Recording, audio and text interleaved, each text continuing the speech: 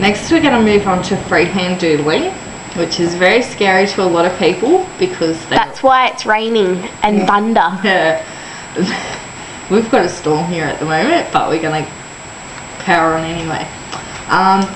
Yeah, freehand doodling is really scary to a lot of people, I guess, because they're frightened of ruining their pages or something, you know, going wrong with it, which is where tracing and templates and stuff can be really useful if you're that scared to give it a go. But honestly, freehand is so much fun and you can do anything, and sometimes the most basic freehand doodles can look fantastic. So I'm going to show you a few little freehand things and give you some ideas. And we're going to start with this basic frame that looks really cool around photos or around your whole page or even for a journaling block.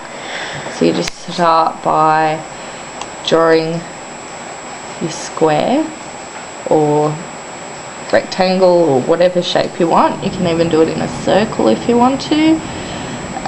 Again, don't worry about perfection.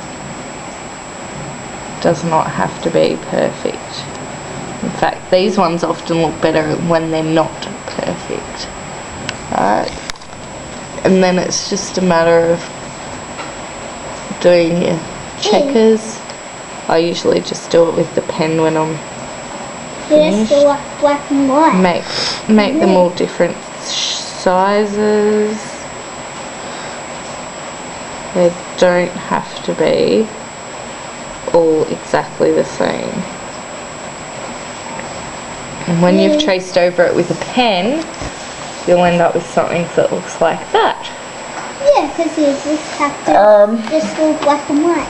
Another cool way of doing borders and stuff is to just do basic double line, but crossing the line. So there's your line there and there. Doesn't have to be spot on, and that can look really effective around this one's a little bit photo or, you know, whatever you're doing, and just use your pen, tidy it up and do whatever. That's this one here. Dots and dashes are another great way of doing awesome borders.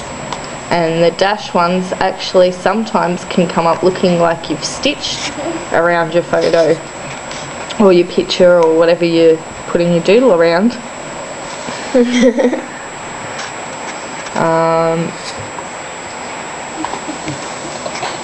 The straight line with the squiggle, that's always a good one. It looks quite effective when it's done in pen.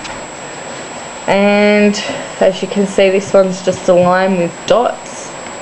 This one's quite easy to do.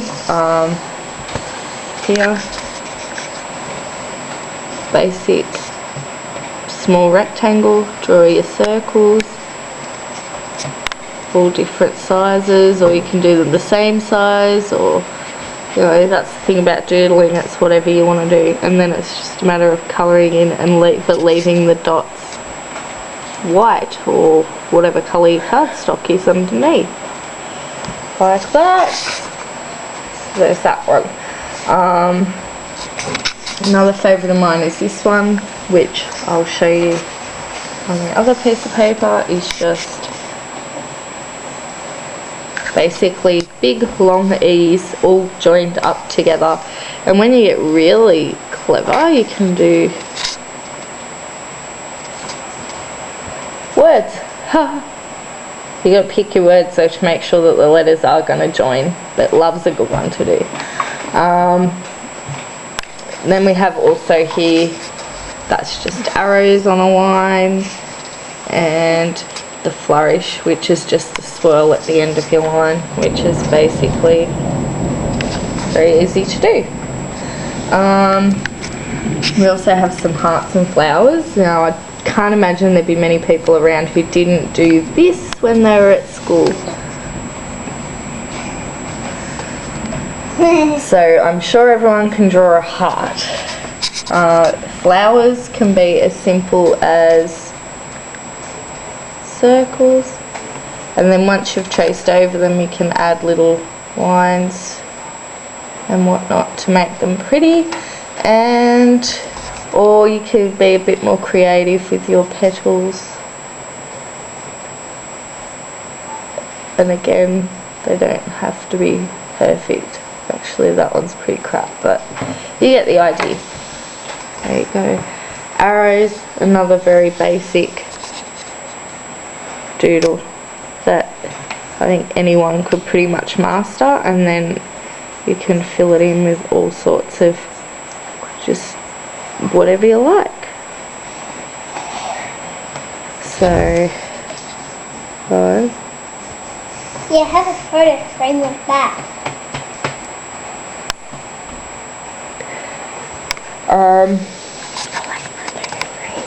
So yeah, that's basically all different types of doodles you can do, and I'm going to scan this page and attach it so that you can print it off and use it to trace off if you would like to use some of these doodles on your pages.